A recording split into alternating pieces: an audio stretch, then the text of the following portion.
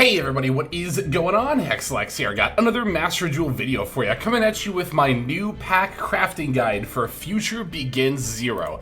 As always, we're going to be going over all of the new UR cards that are in this pack, and we're going to be talking about just how good they are, how many copies you'll need, and for what deck you will need them for. Definitely personally really looking forward to this pack. I think there's a ton of really interesting support for some previous archetypes in here, so let's not waste any more time and let's dive right on into it. Sky Striker Ace equals 0 is a ridiculous new piece of support for the Sky Striker archetype. It is ridiculously good. So it's a Link 2, but unlike a lot of the other Link 2s and higher in the Sky Striker archetype, this does not have the clause must first be Link summoned. That means that you can actually special summon this off of Ray's effect, because Ray doesn't let you Link summon into a Link one. She actually special summons a Sky Striker Link monster from your extra deck. So this can be special summoned off of Ray. When this card is summoned, it adds any Sky Striker spell from deck or graveyard to hand. Obviously insane. And then as a quick effect, you can also tribute this, tag it out for a Ray and a Rose for your deck or graveyard, then pop a card on the field. So easy to see why this card is so unbelievably broken. Even if you do end up Link summoning it off of 2 monsters, I think this card is still really worth summoning. Because again, it adds any Sky Striker spell, and it tags out into Ray and Rose. So definitely a mandatory piece of support for Sky Striker decks moving forward. I think you want at least 2 copies, but honestly, having 3 is not a bad idea. That's just how good this card is. Yeah, it's obviously great going, if you have to go first, or if you're on a going first build, it's a really good target to go into. And obviously, if you're going second, which Sky Striker typically prefers to, you can then also pop a card on top of getting your engine going all in one card. It's just ridiculously broken. Yeah, definitely play 2 to 3, probably just 3 of this card. Eclipse Twins, finally here. Although it is technically a generic rank 4, this is obviously going to be mostly utilized in Zeil, and is definitely going to be a notable power boost to Zeil. The important thing to note with this card is that when it is sent to the graveyard, you can target 2 other rank 4 or lower rank season monsters in your graveyard, summon one of them, and attach the other to it as a material.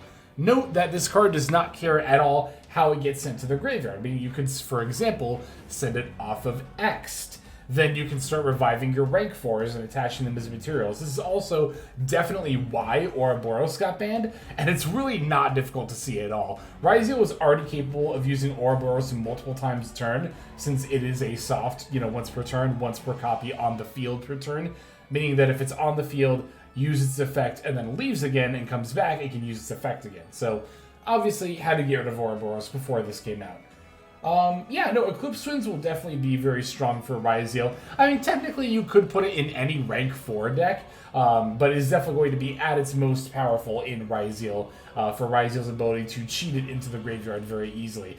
I mean, to be fair, it's not horrible to have on the field, with the ability to attack multiple monsters per turn and 2500 attack. It certainly has some utility there, but yeah, no, this will definitely be a really easy way for Zeil to not only extend its plays, but also dodge negates. Like, it's not going to be as weak to Imperm or negates on the detonator anymore, thanks to the Eclipse Twins. You can simply detach Eclipse Twins and then revive a detonator and set up with more materials. Just an excellent card overall, and definitely one that you'll want to snag 1 copy of if you're playing Zeil. You just need the 1, you don't need any more than that, but definitely grab it for sure. Number F0, Utopic Future Zeil, is the boss monster for the new wave of Onomatopoeia support. The Onomat or Onomatopoeia archetype is all of Yuma's monsters from Zeil. Gagaga, Go, Dododo, all that kind of stuff. So, as far as this card goes, when it comes to being used with the Onomatopoeia archetype, it's actually really optional. Even if you're playing the deck pure, while this card is played a lot of the time in pure Onomatopoeia builds, it's still relatively optional, as I did see a few builds that had some success that weren't playing it. Now, the most popular way to play Onomatopoeia is probably going to be with Zeil, because the archetype can naturally spit out a lot of rank 4s. When it comes to specifically Onomatopoeia Zeil, you definitely do not need this card at all. And again, even if you are playing Automata Pure, this card is optional. So if you're really all in on that archetype, I think it's a pretty safe craft if you're going to play it pure. However, if you're feeling iffy about it, or if you're only going to play like the Zeil variant, then I think you can definitely get away without having to craft this.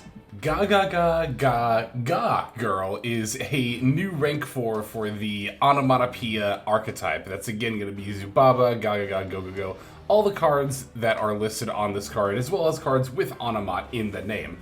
This card is an excellent extender for that archetype. It allows you to search up pretty much any card from the archetype, and you only have to have one of the archetype's cards attached to it as a material to use the effect. Not only can the other level 4 monster be from whatever archetype, but you don't even have to detach, you know, the Onomat card. You can detach the other card and still get the search. So this card will be used in pretty much every single Onomatopoeia variant, including the Zeil one, which is going to be the one that I think sees the most amount of success, and I think that will be a tier 1 deck. So for Onomatopoeia, regardless of if you're playing it pure or with Zeil, you'll definitely want to pick up a copy of this card for it.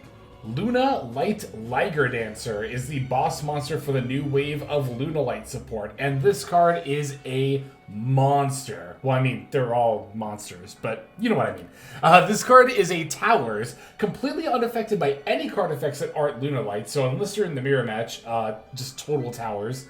It can attack twice per turn, and on top of that, has a quick effect board-wide pop for special summon monsters on your opponent's field. Now, the thing about that, destroying all of your opponent's special summoned monsters, that is a soft once per turn, which means it is once per copy on the field per turn. And Lunalight does actually very typically, if its combo goes uninterrupted, and sometimes even if they do have a hand trap, able to summon out 2 of these, meaning that against Lunalight, you're looking to have to stare down 2 towers that can each board wipe. It's a pretty nasty card, and a lot of the reason why Lunalight is going to be so good. I'm going to call it a tier 2 deck and hedge a little bit, but the thing is, a lot of the outs to Lunalight are typically kaijus that people in paper play would side deck, which means that if you want to have an out to Lunalight, an easy out anyway, you're going to have to be playing kaijus, which really are not going to be that great against a lot of other decks. Meaning that Lunalight might be uniquely positioned to actually be even stronger in Master Duel's Best of 1 format. So I'm hedging and calling it tier 2. This could be a tier 1 deck, maybe. It just really depends on how easily the rest of the meta is able to adapt to outing Liger Dancers, right? But it is definitely something to keep in mind for sure. It's going to be a very strong deck regardless, and you will want 2 copies of this card for your Lunalight extra decks. Primite Dragon Nether Berzelius is a really interesting new boss monster for the Primite archetype. It actually gives the archetype itself something really solid to end on. You fuse it with any Primite monster plus normal monsters. It'll come out at least 2600 attack, and here's the thing though, you're going to have a solid amount of normal monsters built up in your graveyard to make use of the sort of floodgate effect, right? It's basically this kind of skill drain for your opponent, except it's not just on the field, it's anywhere, but you only negate stuff up to the number of normal monsters in your graveyard. Well, monsters whose level, rank, or link rating is equal to or less than the number of normal monsters in your graveyard. So I would say to be able to comfortably be able to like negate whatever you want with this, you're probably going to want at least 4 normal monsters in your graveyard to stop your opponent's setup, which is not going to be an easy feat at all. And even then, there are still probably going to be some decks that can get one over on you there. Overall, I think this card is really cool, but I don't expect it to make really much of a competitive splash in pretty much any Primite deck. I would say this card is a pretty comfortable skip. If you wanted to play a pure, dedicated Primite deck, you could try this out at 1 copy, but I think a deck like that would be, like, maybe upper rogue at best. Dodododo Warrior is another piece of support for the Onomatopoeia archetype. It's one of your, I guess you could call it a starter, but it's actually more of an extender because it doesn't have like plays by itself, but it can special summon itself to the field as a level 4 monster. And then when detached, you can add a Zubaba monster from deck to hand, which will keep your Onomatopoeia engine going. So really all you need to do is pair this card with any other level 4 monster, and then you are good to go. Furthermore, if you use this to, say, make the Gagagaga Girl that we already talked about, you could detach this to add a Zubaba card while you're detaching it from your Gagagaga Girl, which is also allowing you to search, getting a double search in one, which is really cool. So that's obviously going to be a lot of the reason why this archetype is so good. It sets up a lot with a little. So this card is definitely going to be a 3-of for any Onomatopoeia deck, whether you're playing Pure or if you're playing it with Zeil. And since I think Onomatopoeia Zeil will be a tier 1 deck, I'm going to call this a tier 1 power level card. Definitely pick up a full playset of 3 if you are interested in it for sure. Lunalight Gold Leo is an amazing new starter for the Lunalight archetype. It allows you to on-summon, add a Lunalight card, then discard one card, which sounds like a bit of a drawback until you realize that a lot of the Lunalight cards will activate when being sent to the graveyard, meaning that this is actually just everything that you want it to be as far as a starter goes. Pretty easy 3-of, and as I've mentioned, I think Lunalight will probably be a tier 2 deck. Given Best of One's format and the nature of Lunalight's end board with the double towers, it might end up being tier 1 here in Master Duel, but I'm going to hedge and call this tier 2. But regardless, for any Lunalight variant, I would definitely want to pick up a full play set of 3 of this card. Eidos, the Underworld Monarch, is a new piece of support for Monarch decks, not just because it is a Monarch in and of itself, but it also does directly add either Monarch Spell or Trap cards or monsters with quote-unquote Mega Monarch stats, that's 2800 attack, 1000 defense, from deck or graveyard to hand. It can adjust attributes at will, making it able to be used with any of the quote-unquote Mega Monarchs, and it can also even revive itself or summon itself from the hand. So, all in all, an excellent starter/extender for the Monarch archetype. Now, Monarch, I do think, is probably going to remain a rogue deck moving forward.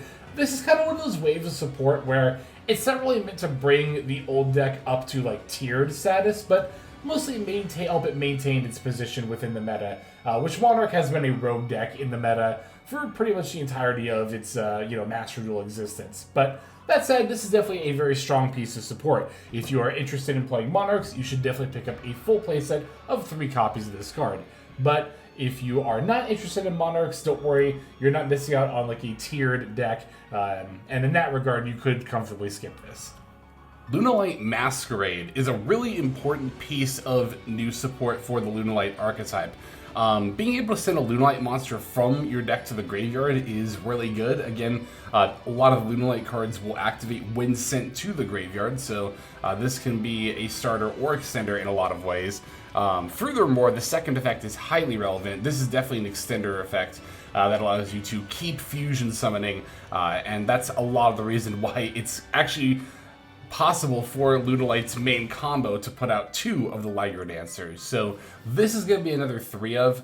I did see a couple of builds that were on 2, and I can see why you might want 2, but given that this card can also get your plays going with the first effect, I think it's really important to have 3. So I'll say 2 to 3, but honestly, you really, if you're playing a Lunalight for any dedicated amount of time, you should definitely try to get a full play set of 3 of this card for sure. Sky Striker's Special Maneuver Lemnisgate is a new quick play spell for the Sky Striker archetype, and it's a pretty solid disruption spell. It lets you bounce cards based on how many Sky Striker Ace and spells you shuffle into the deck. You can bounce 1 card for every 3, and you have to shuffle back an equal number of Ace and spell cards. Now, the Sky Striker Ace monsters are not just Ray and Rose, that also includes the Link monsters. So this card is really, really cool because it provides a much-needed way for the archetype to recycle its Link monsters. Hell, some builds in the past were even playing Pot of Avarice just to do that, while also having some form of disruption by bouncing. Second effect is also pretty relevant, allowing you to quick Link summon, instead of just summoning off of Ray's effect. This could potentially allow you to go into some of those higher linked Sky Striker monsters that say they must first be Link summoned. So, as far as I can tell, I think that you only technically need 1 copy of this card for Sky Striker. I did see quite a few builds on 2, though. So I'll just say 1 to 2. If you've only got the 1, if you only pull the 1, you can definitely get away with that. But I saw quite a few builds on 2. So I think this one is definitely going to be a very good addition to the Sky Striker deck, though. I would definitely play at least one for sure. And I think Sky Striker, after the support, actually has a solid chance of being a tier 2 deck, so I'm going to call it that for power level.